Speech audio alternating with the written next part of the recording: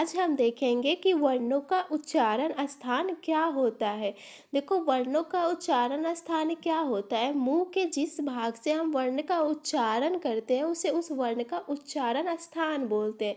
मतलब कि आप कंठ से उच्चारण कर रहे हो, तालु से कर रहे हो, या मूर्धा से कर रहे हो, या दंत से कर रहे हो, ओष्ठ से कर रहे हो, वो क्या हो जाएगा, उस वर्ण का उच्चारण स्थान हो जाएगा।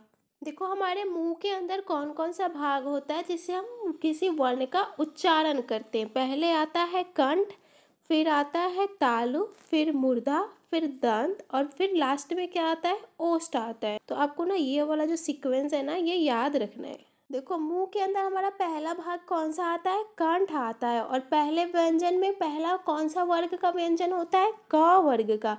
मतलब कंठ से कौन से वर्ग का उच्चारण होगा, क वर्ग का। और क वर्ग में क्या क्या आ जाता है, क, ख, ग, घ। दूसरे नंबर पे कौन सा आता है, तालु। और दूसरे नंबर पे कौन से वर्ग का व्यंजन आता है, च वर्ग का। तो तालव्य से च वर्ग का उच्चारण होगा। और च वर्ग में कौन कौन सा आएगा, च, छ, ज, झ। फिर तीसरे नंबर पे क्या आ जाता है, मूर्धन्य। और मूर्धन्य से तीसरे नंबर पे कौन सा व्यंजन वर्ग का व्यंजन होता है, ट वर्ग का। तो मूर्धन्य से ट वर्ग का उच्चारण होगा। फिर ट वर्ग में क्या क्या आ जाता है, ट, ठ, ड और ढ। फिर चौथे नंबर पे कौन सा भाग आता है, दंत। तो दंत से कौन से वर्ण का उच्चारण होगा, 4 नंबर पे कौन सा वर्ग आता है, त वर्ग। तो त वर्ग में कौन कौन सा व्यंजन आ जाएगा, त, थ, द और ध। फिर 5वें नंबर पे कौन सा भाग आता है, ओष्ठ आता है। और ओष्ठ से कौन से वर्ण का व्यंजन का उच्चारण होगा, प वर्ग का, क्योंकि प वर्ग भी 5वें नंबर पे आता है।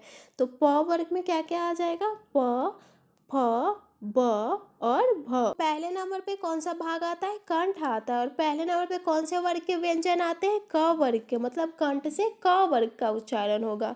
दूसरे नंबर पे तालु आता है और दूसरे नंबर पे च वर्ग के व्यंजन आते हैं। तो तालु से च वर्ग का उच्चारण होगा। तीसरे नंबर पे मूर्धा आता है और मूर्धा से तीसरे नंबर पे क्या आ जाता है, कौन सा वर्ग आता है, ट वर्ग। तो मूर्धा से ट वर्ग का उच्चारण होगा। चौथे नंबर पे दंत आता है और चौथे नंबर पे कौन से वर्ग के व्यंजन होते हैं, त वर्ग के। तो दंत से त वर्ग का उच्चारण।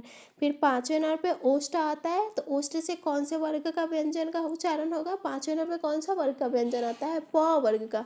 तो ओष्ठ से प वर्ग के व्यंजन का उच्चारण होगा। बस आपको ये याद रखना है। देखो, कंठ से कौन से स्वर वर्ण का उच्चारण होता है, पहले नंबर पे क्या आता है, अ, फिर आ। तालव्य से कौन से वर्ण का उच्चारण होता है, ई, ई। मूर्धन्य से री का उच्चारण होता है। दंत से किसी भी स्वर वर्ण का उच्चारण नहीं होता है। और ओष्ठ से उ और बड़ी ऊ का उच्चारण होता है। इनके अलावा कंठ से ह और जो विसर्ग होता है ना, जैसे अह, तो उसका उच्चारण कंठ से होता है। तालव्य से य और श का भी उच्चारण होता है। मूर्धन्य से र और श का उच्चारण होता है। दंत से ल और स का उच्चारण होता है। देखो, नासिक के मतलब नाक से कौन से वर्ण का उच्चारण होता है, जो क वर्ग से लेके प वर्ग तक के जो 5वें नंबर के व्यंजन होते हैं ना, उनका उच्चारण नाक से होता है। जैसे क वर्ग में 5वां नंबर का व्यंजन कौन सा होता है, अंग। च वर्ग में इय, ट वर्ग में अर, त वर्ग में 5वां नंबर का व्यंजन न होता है और प वर्ग में 5वां व्यंजन म होता है। तो इनका उच्चारण नासिक के मतलब नाक से होता है। देखो, कुछ वर्ण ऐसे होते हैं ना जिनका उच्चारण 2 भागों से मिलके होता है। जैसे देखो, ए और ऐ का उच्चारण कंठ और तालव्य से मिलके होता है। ओ और अ का उच्चारण कंठोष्ठ से होता है। मतलब कंठ और ओष्ठ से मिलके किस चीज़ का उच्चारण होता है, ओ और अ का। दंत ओष्ठ से दंत और ओष्ठ से मिलके व का उच्चारण होता है। या आप ऐसे भी कभी किसी वर्ण का उच्चारण कर रहे हो ना, तब बोल के देख लो कि उसका उच्चारण कौन से स्थान से हो रहा है।